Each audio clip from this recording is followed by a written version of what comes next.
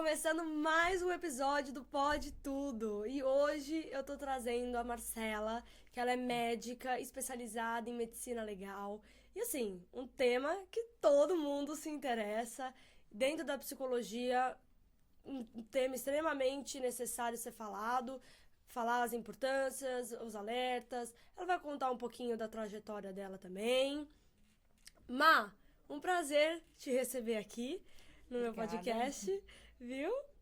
E eu queria começar sabendo da tua trajetória, como que você começou, como que você entrou nessa área, se especializou. Bem, eu fiz medicina, né? Entrei em medicina em 2005, faz bastante tempo. E eu sempre fui uma aluna, eu sempre fui uma aluna esquisita. Eu vim do colégio que eu tinha muitos amigos, era popular.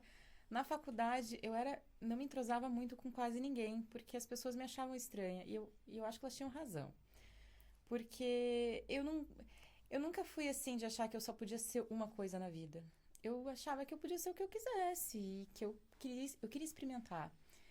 E o aluno de medicina, ele é um aluno muito particular, porque se você não compra a camiseta da medicina e se você não vive medicina, respira medicina, parece que você é um médico menos importante. E eu não concordava com isso, mas a faculdade foi um pouco estranha por causa disso e eu via que sim, eu gostava muito das matérias, mas não tinha nada que eu falava assim, nossa, eu queria tanto ser isso. E eu entrei numa crise existencial. Eu me formei e falei assim, eu não quero fazer nada, eu não vou ser nada. Fiz 6 anos de medicina, que é um casamento, né? Não sei o que fazer, aí eu fui trabalhar num pronto-socorro, enquanto isso eu pensava, e eu comecei a ver os programas de residência. E achei o programa de residência de medicina legal, que só tem aqui no HC de São Paulo. E falei, eu vou tentar a prova porque eu gosto da medicina legal, porque ao contrário do que as pessoas pensam, ela não é só a perícia criminal, que é a parte do ML.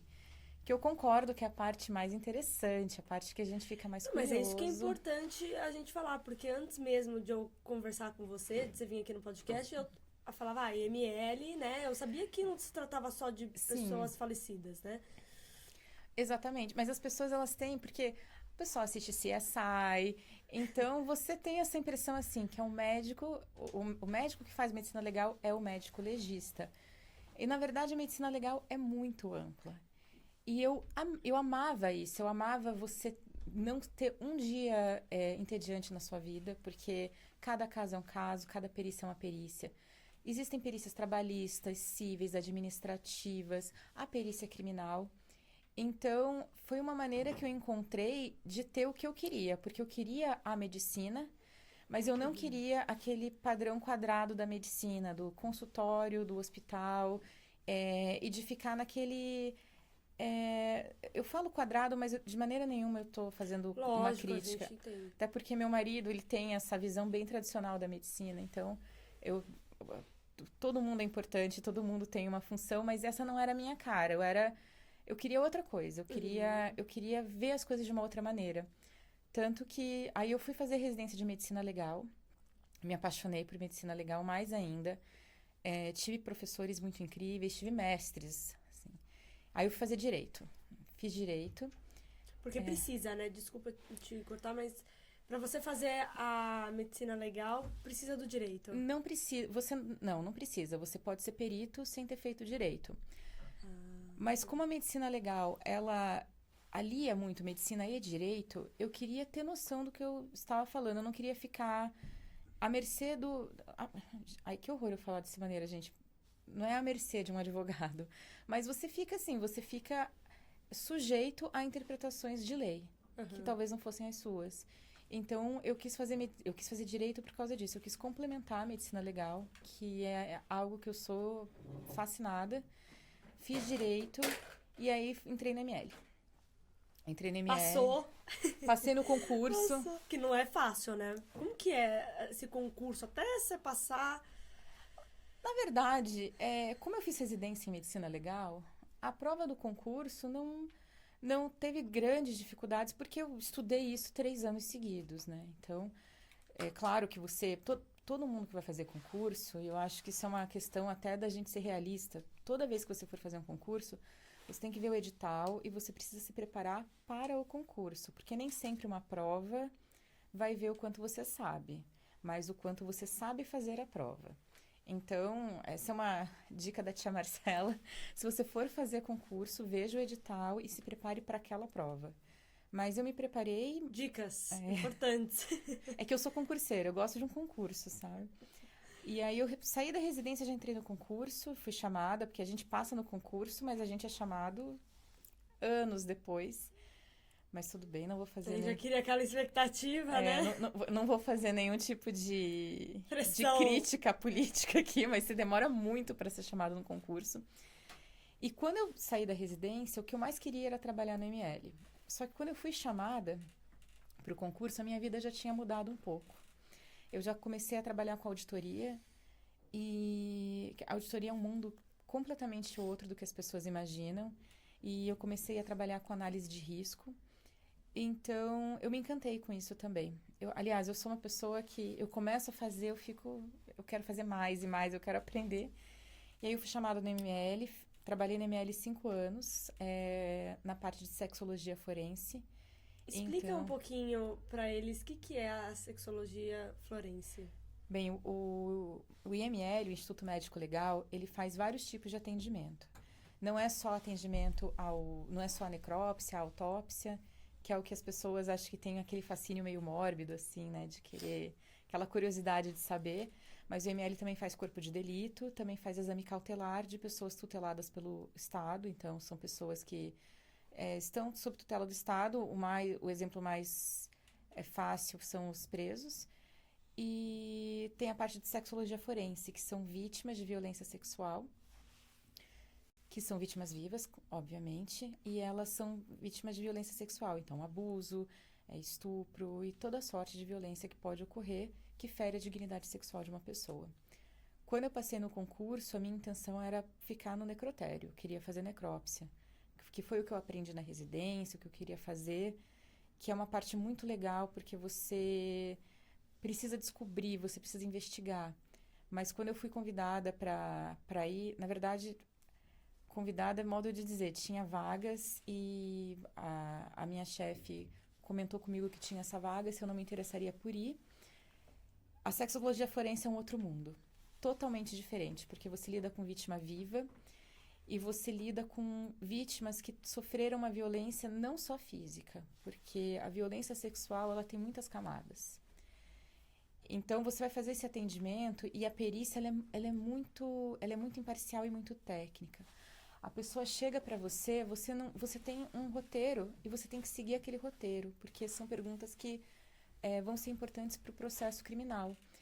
E é muito estranho, você começa a atender uma vítima de violência sexual, você quer mostrar para ela uma empatia, você quer mostrar para ela que você se solidariza com aquilo que ela está passando. Sim. Mas, ao mesmo tempo, você não pode deixar a perícia menos técnica. Porque se você deixar a perícia Envolver menos o emocional, né? Exatamente. Porque quando você envolve emocional, você faz um exame emocional e você faz um exame parcial. E a única pessoa que você prejudica é a vítima. Porque uma lesão que você descreve, que talvez você deu muita importância sem ter, é aquilo que o advogado da outra parte vai Mas você pegar. aprende isso na faculdade? A saber a diferenciar, não pegar pro pessoal? Ou não? Isso tem que vir de você? Na faculdade, não. A faculdade de medicina é bem assistencial. Eu não sei, eu sou formada faz 13 anos. Não sei como as faculdades estão agora. Mas a gente tinha muito pouco medicina legal. E a nossa grade de medicina legal era: vamos ao IML, aí estudante de medicina que é curioso, quer ver as coisas, mas você não vai querer se aprofundar em investigação policial, você não vai querer se aprofundar nessas coisas. Você quer lá ver o IML, ver as coisas. Sempre tem um museuzinho nos IMLs com os criminosos mais famosos. Então, o estudante de medicina ele é bombardeado com essas coisas. Porque o que você quer? Você quer ser cirurgião, clínico, pediatra. Você quer ser um médico tradicional. É o padrão, né? Exatamente. Quem é que quer fazer residência de medicina legal? Nossa, por exemplo, eu pensei em fazer medicina antes de fazer psicologia. E quando eu tava pensando em fazer medicina, eu pensei... Era uma área obstetrícia ao IML, porque eu sou muito curiosa, até essa parte da curiosidade, de querer saber os bastidores, né? Sim, não, e é legal porque Nossa, você. uma área incrível, assim, incrível que eu É, digo, é um trabalho essencial, espetacular, o sim. trabalho que vocês fazem, vocês estão de parabéns, assim, se não fossem vocês para desvendar os crimes, para desvendar a lesão, não seria nada, né, aqui, a nossa sociedade. E é por isso que o médico precisa ser imparcial. Parcial. E quando você fala de vítima de violência sexual, você fala assim, meu Deus, é normal que a pessoa te conte uma coisa e você fale assim, você fique realmente solidarizado com isso. Então eu fui para sexologia forense. Na residência a gente tem um treinamento bom dessas coisas, treinamento é muito bom na residência. A minha residência não é uma residência comum, porque só tem aqui no HC de São Paulo. Tem muita pós de medicina legal, então as pessoas elas confundem, elas acham que você fez pós, mas não, tem residência sim. E aí você aprende. Mas claro, você precisa ter um perfil para isso. Se você é o tipo de pessoa que leva para casa o que acontece, essa não é uma área boa para você, porque você vai ouvir coisas escabrosas. Muito pesado. Exatamente.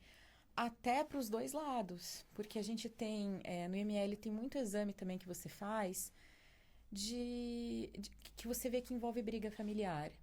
Então, é um pai que não aceita o novo namorado da mãe e começa a enxergar algo ali. Não mentir, mas enxergar algo ali que talvez não esteja exatamente ali, ou o contrário também. Então, é fácil você falar assim, poxa vida, eu estou sendo enganado. Por isso que você tem que ser imparcial. Você segue o roteiro, você faz um bom exame, você descreve o que você viu, tira as fotos e pronto. Não se envolve. E próximo, né? Exatamente. Na forma mais dura. Na verdade, eu nunca me envolvi muito, assim. Tem alguns casos que realmente foram casos que eu cheguei em casa pensando no assunto e que você perde um pouco a esperança. Você tem que se recuperar emocionalmente para trabalhar outro dia. Mas a maioria das vezes eu conseguia separar muito bem, assim, de acabou meu plantão, vida que segue. Mas aqui em São Paulo tem a vítima de violência sexual ela é vista de uma maneira diferente. Eu não sei como são nas outras cidades, por isso que eu falo aqui em São Paulo. Mas aqui em São Paulo tem o programa Bem Me Quer, que é o programa de atendimento às vítimas de violência sexual. Tem até outro programa que é o Faça Bonito também. Você já ouviu falar? Não ouvi falar desse. É bem igualzinho, a mesma linha do Bem Me Quer. E eu sou voluntária no Hospital Albert Einstein, né? Eu trabalho com crianças na Paraisópolis, na comunidade. E justamente por serem crianças, nós temos que alertar, nós temos essa obrigação. Então lá tem vários programas dentro do Einstein de alerta. Entre eles é o Faça Bonito, até uma florzinha, né? Então lá a gente alerta sobre os abusos sexuais, sobre tudo, qualquer tipo Explica de onde violência. ela pode buscar ajuda. Tudo. E com que idade de crianças? Então, eu já peguei aqui lá na comunidade, pega crianças de 5, 6 anos até 12, 13 anos. Ótimo. Então, assim, abrange uma idade legal. As crianças menorzinhas, elas não têm a noção que as maiores têm, né? Mas, assim, esse Faça Bonito, ele é mais didático, vamos dizer assim. Então, é uma forma mais lúdica. Então, tem a orientadora, que é a professora, que ela pega, ela explica, né? Nós, voluntários, também estamos ali para auxiliar, para ajudar. Então, assim, é um projeto bem legal, bem bacana. Depois entra e dá uma olhada. E o bom é que você fala com crianças de 5, 6, 12, e elas têm irmãos às vezes, então eles ficam de olho, né? Pra proteger os irmãos, Sim. Nossa, que legal! Não, e é incrível, você aprende todo dia. Eu não conhecia, então eu tô tendo contato agora, né, com esse mundo, né? Mas, assim, é muito importante ter esses programas de alerta, prevenção, porque, assim, né, Marcela, muitos casos desses abusos sexuais, infelizmente, acontecem dentro de casa. A maioria, né? A maioria. A maioria, e também o problema da violência sexual é que nem sempre a criança, às vezes, eu falo a criança, mas eu acho que às vezes a gente A gente romantiza muito a criança e pouco o adolescente. Às vezes, o adolescente também não percebe o que é uma violência sexual. Às vezes, é um comentário, é um toque, é um abraço que ela não percebe. Então, a violência sexual, eu sempre falo assim, gente, precisa o quê para você considerar uma violência sexual? Precisa que aconteça um estupro? Precisa que aconteça uma coisa horrorosa? Não, não precisa. Uhum. Quando eu atendia, que eu saí do ML depois de 5 anos, mas às vezes eu atendia algumas perícias e eu ouvia comentários do tipo, não, ele só passou a mão. Ué, mas só passar a mão? Isso já é um abuso. Exatamente, isso já é uma coisa horrorosa. E eu acho que, eu não sei, não sei, as pessoas às vezes têm mania de comparar a tragédia. De falar assim, ah, não, mas ele passou a mão, mas a minha vizinha foi estuprada. É difícil, Marcela. E ambos são horríveis. Mas o fato de acontecer uma coisa terrível com alguém, Sabe o que a gente ensina? Desculpa te cortar. imagina. É o semáforo. Então tem o semáforo que ele é até um alerta pra vocês, que é o vermelho, amarelo e verde. Você já ouviu falar disso? Não. Então assim, tem a criança, a gente costuma colocar, isso eu tô falando que eu já aprendi, né? Esse é um desenho de um corpo humano, de um bonequinho, e você vai pintar em cima da onde não pode, em hipótese alguma, ser tocada aquela parte. Então é vermelho. Então, para a criança, isso foi feito até com as crianças do Faça Bonito lá do Einstein. Então a gente explicou, né? E a gente orientou elas antes de elas fazerem atividades para ver se elas estavam realmente entendendo o que era aquilo. E aí depois, porque elas têm a forma lúdica delas dizerem, né, as coisas que podem estar ocorrendo. Então elas pintaram a parte que, em hipótese alguma, pode ser tocada. Partes que podem ser tocadas, mas que elas se sentem desconfortáveis, é amarelo. E partes que podem ser livremente tocadas, o verde. Então é o semáforo, né? E vocês se surpreendem? Às vezes uma criança colocando verde num lugar que... Por incrível que pareça, não teve uma criança que colocou parte verde em um lugar que não deveria. Ou seja, elas entenderam. Porque a maioria é de 6 anos, já começa a entender melhor, né? E isso eu fiz só com as crianças menorzinhas mesmo. Então é bem interessante isso. Então, por exemplo, o verde colocou braço, pé, mão. O amarelo já colocou barriga, por exemplo. Pode encostar, mas me sinto desconfortável. Sim. Agora, partes vermelhas, a genital e aqui, mulheres, os seios.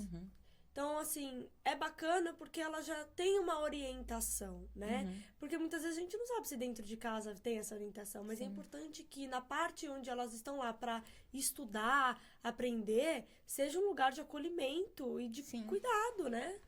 Sim, e que compreenda. Porque é difícil você... Talvez as pessoas falem isso até como uma maneira de consolo, sabe? Assim, olha, não fique tão triste. Mas eu acredito que o mundo esteja mudando pelas conversas que eu estou tendo agora e que antes eu não tinha. Mas de entender que cada sofrimento é um sofrimento, cada pessoa é uma pessoa.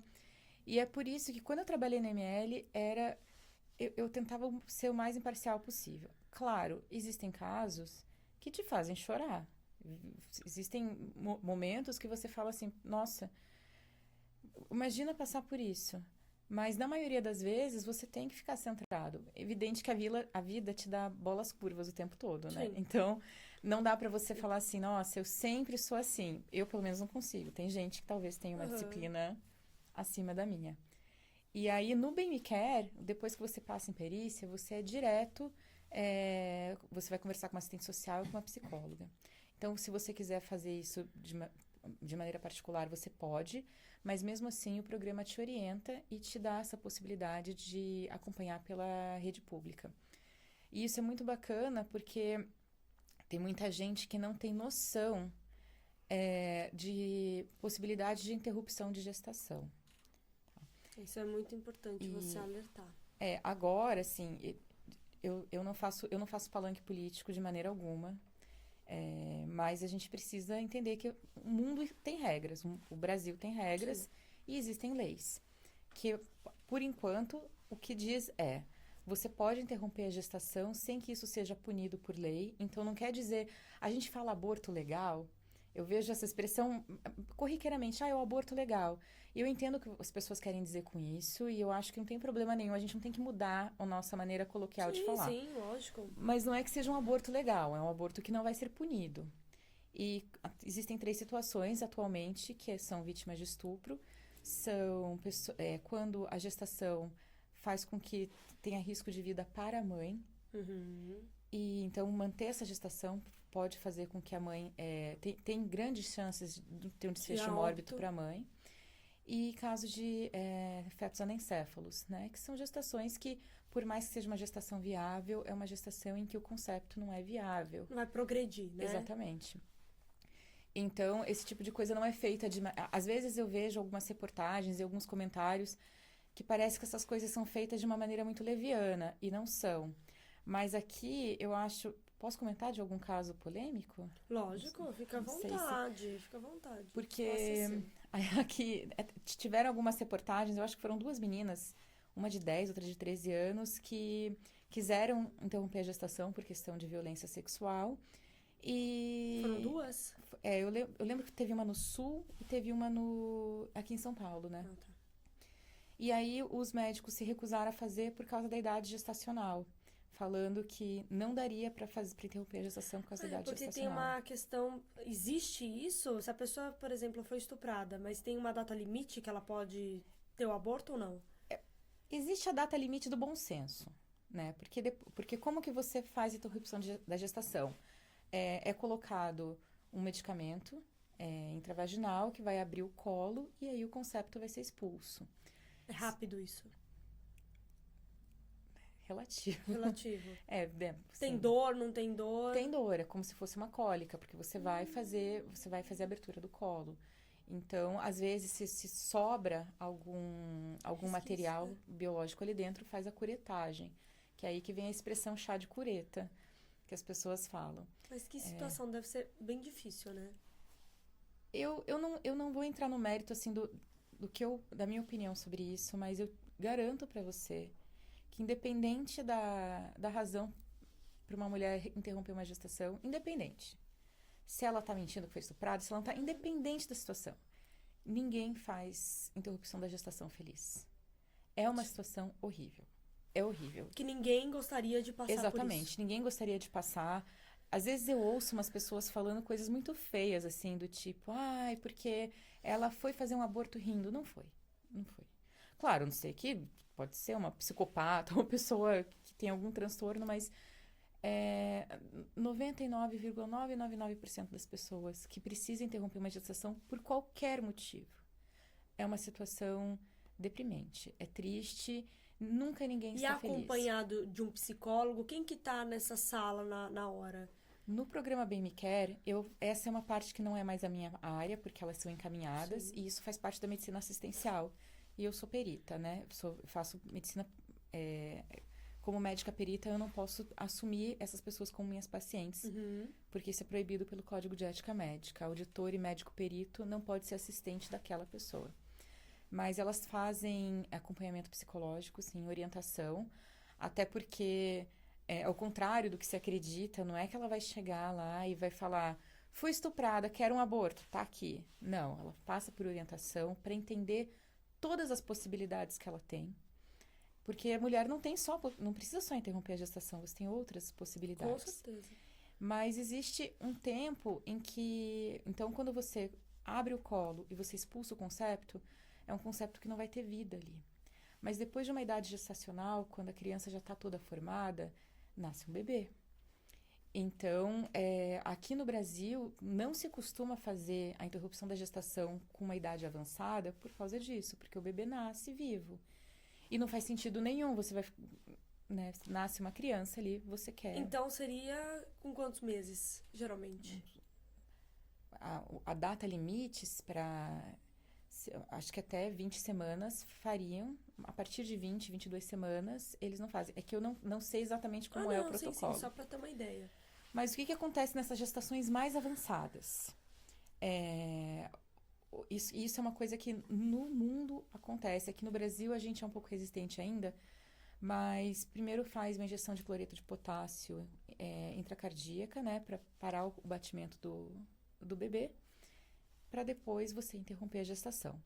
É claro que isso é a exceção da exceção da exceção, mas em casos em que há uma pessoa de 10 anos de idade que está gestante, ou uma pessoa de 13 anos que foi estuprada por um familiar e o familiar não deu para ela um acesso, a gente precisa pesar o que é bom senso e o que é humanidade. Então, esses casos de polêmica, eu acho engraçado que as pessoas colocam muita questão religiosa no meio, sem pensar antes. Tudo bem, eu entendo, eu sou católica. Então, eu sou católica apostólica romana. Eu entendo a parte religiosa, mas a gente também tem que entender que aquela pessoa é uma pessoa. É uma pessoa. E antes de tudo, quanto mais para quem acredita em Deus, ninguém te dá o direito de traçar o destino de ninguém. E você ter um filho de um fruto de um estupro, sabe? Qual que vai ser o futuro disso, sabe? Até da criança, né? Sabendo da onde ela veio. Exatamente. E aí as pessoas falam assim, mas então termine a gestação e dê para adoção. Não é fácil, não é fácil. E ainda vem cheia envolve outras coisas também, né? Exato. E também vem cheia de julgamento, porque teve aquela atriz, a Clara Castanho, né? Sim. Tava pensando nela, inclusive. Foi um super julgamento que aquela menina passou. Gente, é uma menina tendo que carregar uma bagagem nas costas muito cedo. Fazer uma decisão que eu acho admirável, uma decisão dessas, assim, de você... Toda vez que você faz uma decisão como essa, você tinha que ser aplaudido. Poxa, você vai dar pro feto que você gerou uma chance de vida com uma família que... Longe daquilo que ele poderia... Exatamente. Só que... E daí as pessoas julgando... E eu falando, gente, mas no Brasil você pode dar o seu filho para adoção, mesmo que você não tenha sido estuprada. E no caso dela... E daí as pessoas falando assim, ela tem que provar. Por que ela tem que provar? Provar para quem?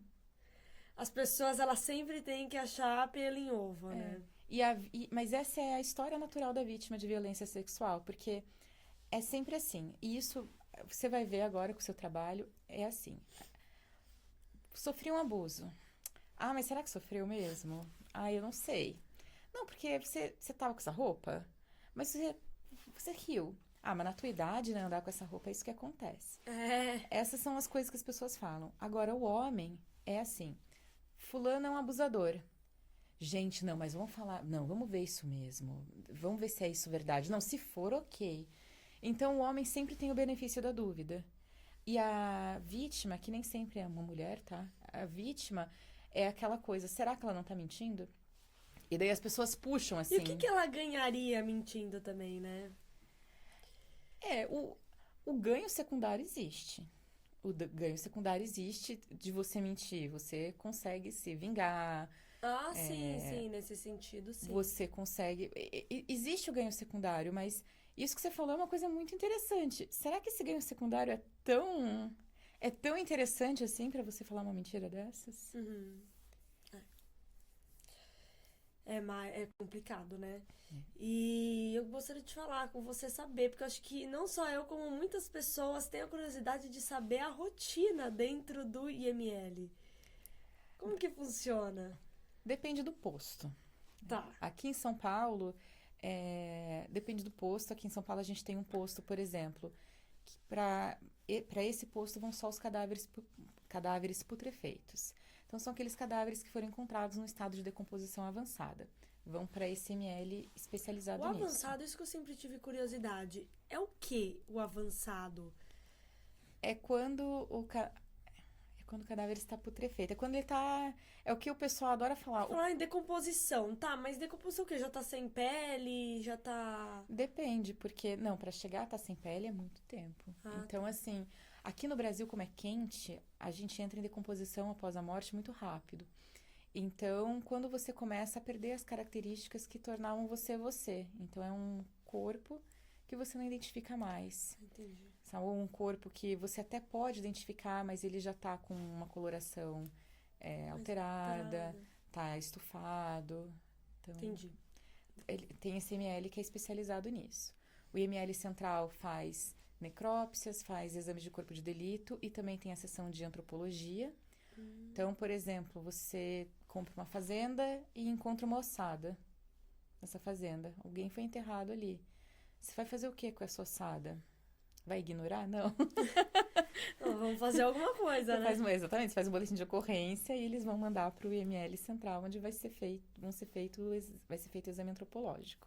Que bacana. E aí tem o IML especializado em sexologia forense, onde vão vítimas mulheres e homens até vítimas masculinas, né, até 14 anos.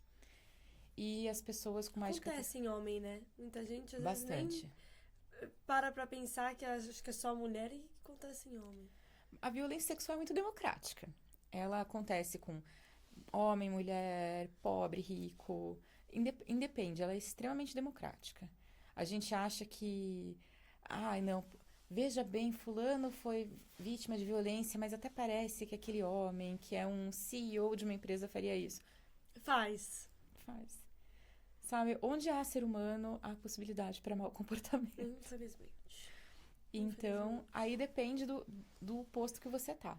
O posto que faz as necrópsias, então faz necrópsias de pessoas que morreram de morte violenta ou tutelados pelo Estado. Então, que nem a questão do corpo de delito, né, pro cautelar. Morreu na prisão, mesmo que a pessoa tenha morrido de um infarto, ela vai passar por uma perícia no IML.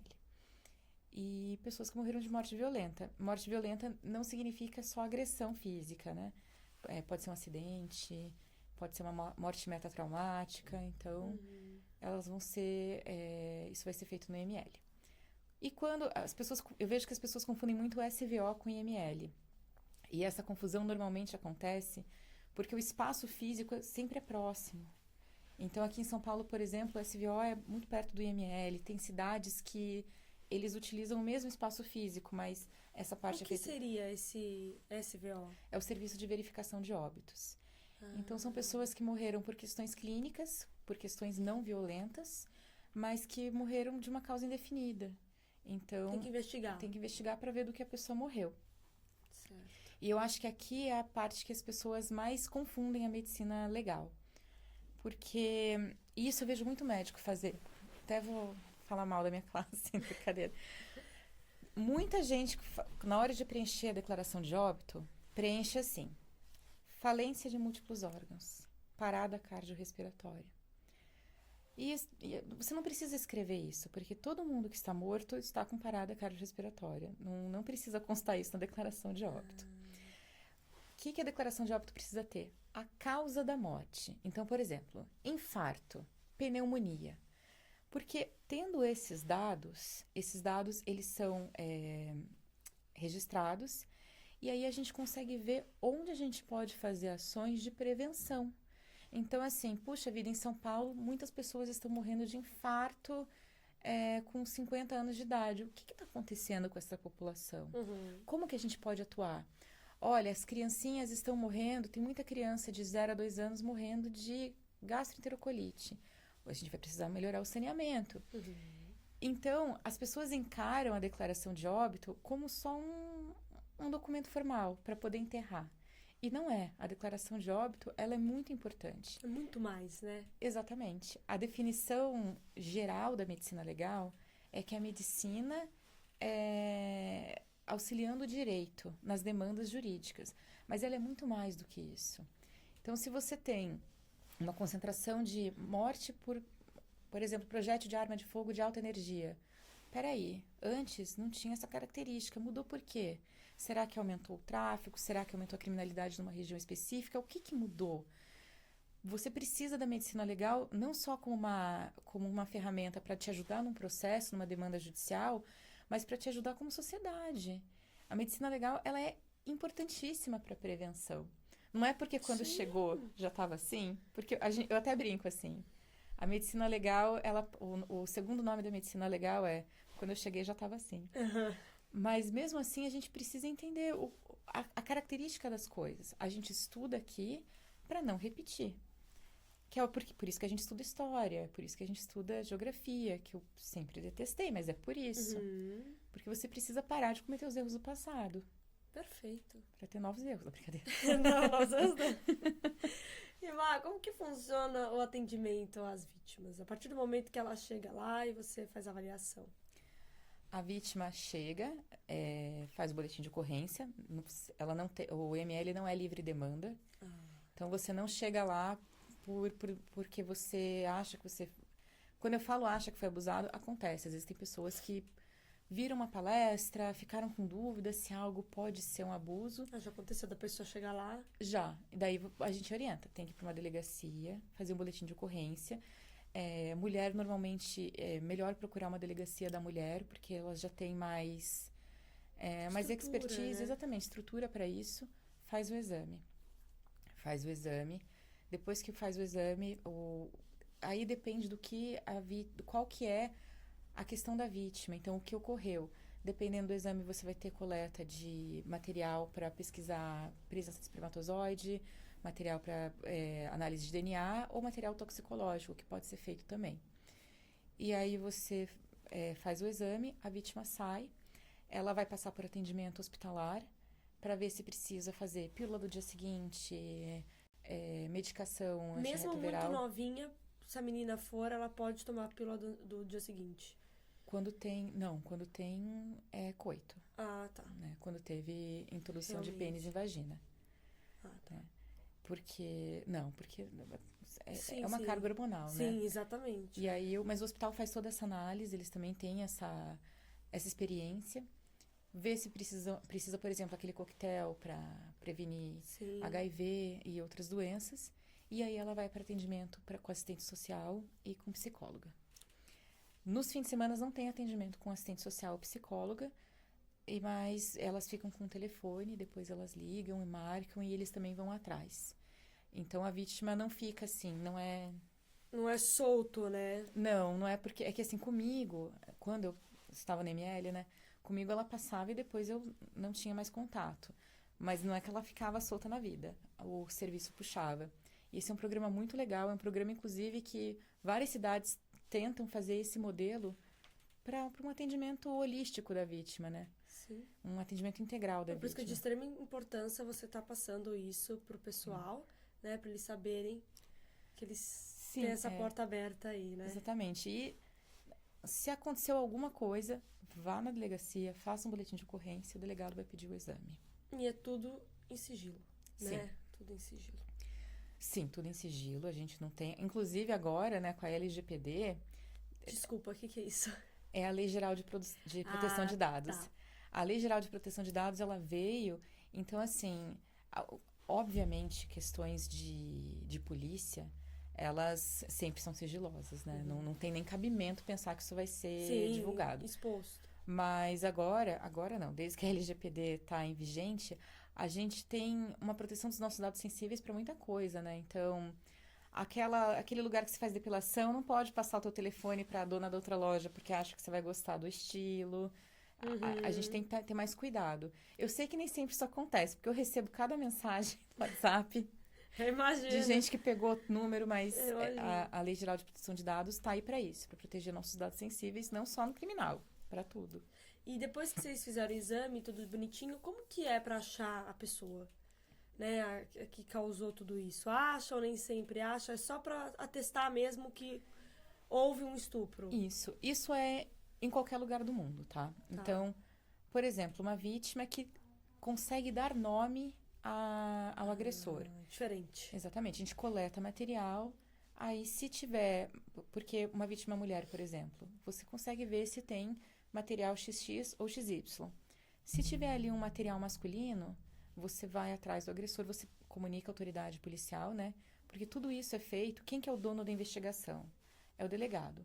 Então, ele vai pegando as provas que vão surgindo e ele vai vendo as provas que ele precisa. Então, não é algo que eu faço, assim. Não é da sua parte. Sim. Porque ele é o dono da investigação. Até porque eu não posso ficar... não posso ficar fazendo retrabalho. Então, eu peço... Envolvendo o trabalho do outro. Então, ele pede... Então, se a vítima tem um agressor para confrontar o material, faz o confronto. Aqui no Brasil, a gente não é obrigado a dar material. Então, a pessoa pode se recusar a dar o material genético para análise. Mas aí, né, Aí já é uma suspeita. Exatamente. Aí o delegado já, poxa vida, mas por que que você não quer dar o seu DNA para análise? Uhum. Então tem isso e os delegados aqui de São Paulo, pelo menos, eu falei pelo menos como se eu tenho certeza que a maioria dos lugares do mundo seja assim, eles são pessoas muito sérias que investigam mesmo, que vão atrás. Eu sei que a gente vê muita reportagem de, a polícia é isso, a polícia é aquilo. Eu tenho a maior admiração pela Polícia Civil de São Paulo. A maior, assim, eu não posso. Fiquei lá 5 anos, e foram 5 anos que eu vi como é um esforço mesmo. E é um esforço. Diário, né? E é um esforço de equipe. É um esforço de equipe, porque não é só o legista, o perito criminal, o investigador. Tem que se juntar, tem que conversar, tem que trabalhar para desvendar. Porque a gente tem pouco recurso, né? A gente não tem os mesmos recursos que a Noruega, por exemplo. Sim, é outra coisa, né? E aí eu fiquei sabendo que você tá fazendo uma pós em psiquiatria, né? Isso. Como que surgiu? Então, eu saí do ML. Saí do ML, fiquei fazendo só perícia administrativa, civil e trabalhando numa operadora de saúde. Eu sou um mal necessário da medicina, sabe? Então, assim, eu vejo a perícia e a perícia, de uma maneira geral, a pessoa, ela sabe que você não está ali como um assistente. Então, é normal que ela escolha as informações que ela vai te dar, porque você não é o médico dela.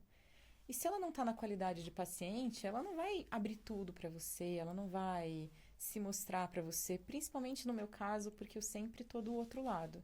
Então, eu faço perícia civil, defesa de médico, defesa do prestador. É diferente. É diferente. Então, ela sabe que eu estou ali, inclusive, eu não estou do lado dela. Assim, do lado, entre aspas, porque eu fico na técnica. Eu não sou dessas pessoas que defendem o indefensável. Eu nunca fui. E aí, eu via só a pessoa na perícia sendo honesta, porém, com essa questão. E documento, e fraude, e risco, e gente tentando fazer rombo não sei aonde, indicando cirurgia de tal maneira. E eu comecei a me sentir. Sabe quando parece que você só vê coisa negativa? Eu só via a parte negativa das coisas. E administrativo, muito papel, muita burocracia. Aí eu pensei, eu queria voltar a atender. Mas eu não queria voltar a fazer plantão. Eu fiz plantão de porta quando eu me formei. Plantão de pronto-socorro. E Dizem que é muito puxado, né? é puxado, é insano. E eu tô com 37 anos. Então, não dá pra eu fazer. Parece. Não dá pra eu fazer o que eu fazia com 23, sabe? Assim, que eu era bem vida louca, assim, sabe? Plantão e trabalho não sei aonde. Eu vivia pulando. E aí, eu sempre me interessei por saúde mental. Aliás, eu gostaria que mais pessoas se interessassem por saúde mental. Um assunto tão importante, né? Exatamente. E daí veio a pandemia, eu comecei a pensar em fazer psiquiatria.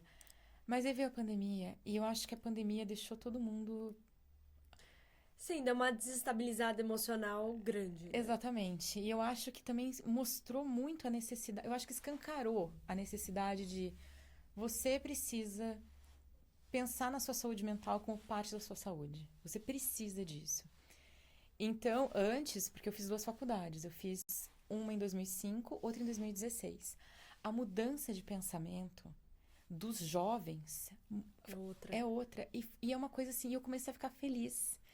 Eu falei, gente, o mundo tá ficando tão mais interessante, é isso. E agora em 2023, como que será que os jovens estão, né? Exatamente, mas é legal porque eu vim de uma faculdade tradicional, do sul do país, de uma coisa assim... A gente tem um modelo machista vigente, inclusive atualmente, mas antes era pior. Então, em 2005, a gente conversava sobre coisas que eu nunca imaginei conversar em 2016. Sim. Porque que hoje tá mais fácil de ser falado, né? E tá mais fácil você falar, não é frescura.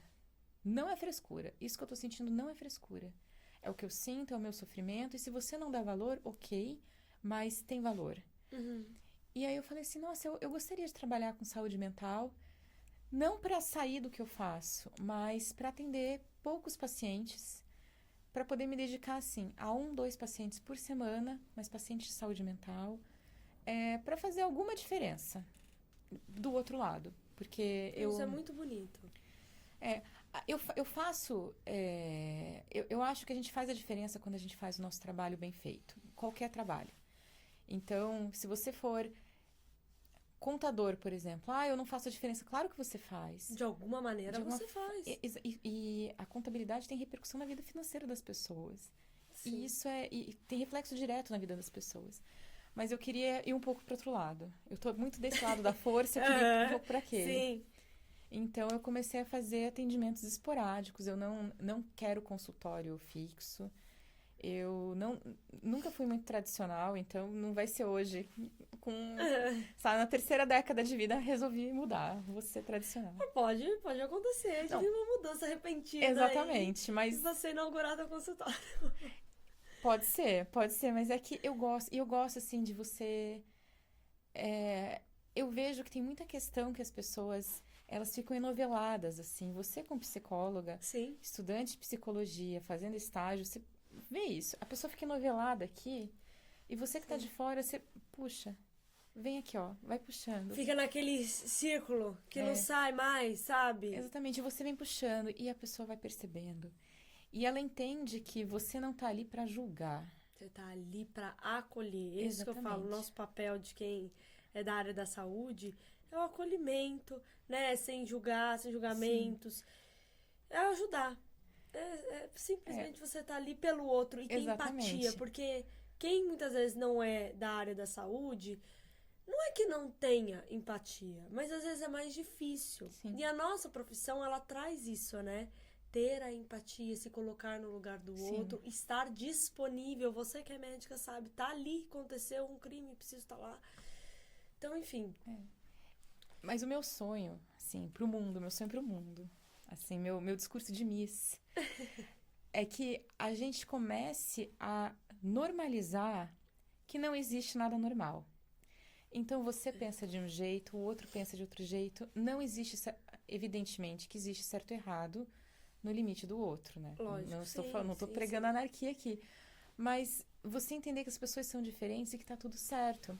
Porque quando eu fiz faculdade em 2005, eu era, assim, a estranha, porque eu pensava um pouquinho diferente. Inclusive, teve colegas que falaram abertamente pra mim: você não devia ser médica, você vai ser uma péssima médica. Mas isso tem em qualquer profissão, psicologia mesmo. Tem muita gente, nunca falaram isso pra mim, mas assim, você ouve falar muito de outras pessoas.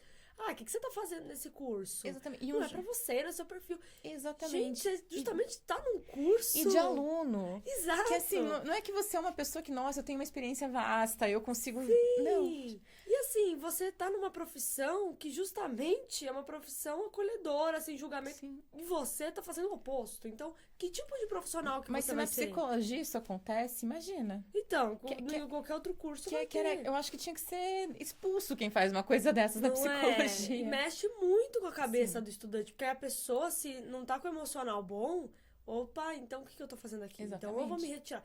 Então, assim, uma pequena coisa que você fala pode transformar a vida de uma pessoa. Sim. Então, ter essa responsabilidade do que vai ser falado, como vai ser dito, o momento certo, né? Sim. Eu vejo que as pessoas são muito frias, assim, pra lidar com certas Mas questões. Não são frias pra ouvir. Eu vejo... sim! A pessoa fala, mas aí você responde, a pessoa fica, meu Deus... É sentida, né? Mas a mudança, porque assim, quando eu fui pra 2016, pelo menos na minha turma, nunca ninguém me indagou qual que era o meu direito de estar ali. Eu tinha tanto direito quanto os outros. E eu vi que teve uma mudança. E eu tô vendo que cada vez mais a gente tá falando de inclusão, do diferente, de você aceitar que cada um é cada um. E que você não é aceitar toda e qualquer coisa, mas aceitar que, na medida que a pessoa não está machucando você, ela faz o que ela quiser. E tá tudo certo. É isso aí. Então, essa assim, é a minha esperança, assim, que um dia todo mundo seja tão esquisito quanto eu. Olha que horror, brincadeira. Você não é nem um pouco esquisita. As pessoas que não tinham a sensibilidade que você já tinha lá atrás. Na verdade... Fato. Mas a gente estranha mesmo. Quando chega uma pessoa estranha, a gente estranha. A gente fala, ué... Você não é estranha, não. Vitor, não é estudante de psicologia. Você não é estranha, não. Não aqui na frente das câmeras, depois que desliga. Mas eu acho que, assim, o mundo tá ficando mais interessante e eu quero fazer parte disso. Claro. Quero fazer parte do... Lógico. E aí a psiquiatria é uma coisa muito bacana, porque você ouve você vê o paciente e como eu só fazia perícia, era perícia, perícia, perícia, perícia. E antes eu tinha trabalhado em É outro pronto-socorro. mundo, né? Deve ser. Exatamente. E eu tinha trabalhado em pronto-socorro. Então, assim, pronto-socorro se não tá sangrando, se não tá com uma dor incapacitante, tchau. Vai embora. Ou uma doença. Não, mas a psiquiatria, a pessoa chega e ela tem demandas que você para, você ouve. Então, É muita escuta, é quase ali com um psicólogo, né? Porque exato. você E vai a pra troca sessão. com o psicólogo é muito grande. Lógico, porque é a equipe multidisciplinar que a gente fala, né? E a pessoa que faz a psicoterapia pode... É a diferença do sucesso e fracasso do tratamento. Sim, lógico. Um não compensa o outro, tem que ser ambos. Não compensa, mas se você prescreve uma medicação, um antidepressivo que talvez não Aham, fosse o sim. ideal, depois ajusta. Mas uma psicoterapia que está sendo feita de uma maneira inadequada, você estraga o Você tratamento. estraga, com certeza. E uma palavrinha, se você falar pra uma pessoa que tá em depressão, ela pode se suicidar. Então, assim, é muito sério. Todo o trabalho do psicólogo envolve muito mais que conhecimento. Você tem que ter, é o que eu te falei, a empatia Sim. e se colocar no lugar do outro pra saber o que você vai falar e estar sempre disponível, né? E sempre segurar no julgamento. Porque é às isso vezes aí. você ouve coisas que você faz assim, meu Deus. Não, ela não fez isso. Aí fofoca com o psicólogo, porque aí você Exatamente, aí é mas- antiético, entendeu? Mas você não pode virar pra pessoa e falar, Lógico. nossa, que absurdo. Não, ela fez. Calma, Por né? isso que ela tá aí, né? Que bom que ela tá, pelo menos, sentando com você e se abrindo, né? Exatamente. Então, eu sempre falo isso pro meu marido. O problema não é o que as pessoas te contam, é o que elas não te contam. É o que elas não... É perigoso, É. é perigoso. O que elas te contam tá ótimo, tem jeito. Não tem jeito, é isso. Tem E vai ter solução. que saber lidar com a situação. Mais alguma coisa que você tenha pra Não, acrescentar acho aqui? que eu até falei demais, né? Que falou demais. Tem algum canal que as pessoas possam te encontrar, se precisar? Gente, quem quiser me procurar, tem o meu Instagram, que é Marcela Valério B, só. Mas não achem que vai ter nada muito interessante lá, porque só tem foto de gato. Mas se tiver alguma dúvida sobre qualquer coisa, pode me mandar mensagem. Se eu souber, eu respondo. Se eu não souber, eu choro junto. Então... E tamo junto. Exatamente. Qualquer coisa. Marcela, muito obrigada pela Obrigada a entrevista. você. Foi um prazer Obrigada te ter pelo aqui. Espero que convite. você volte mais vezes, porque tem muitos outros assuntos bacanas, legais. Aí você se forma na sua pós. Aí você volta aqui. Eu sou arroz de festa. É só me convidar que eu vou. Adoro. Gente, então é isso. Fiquem para o próximo episódio do Pode Tudo. Espero que vocês tenham gostado. E um grande beijo. Até a próxima.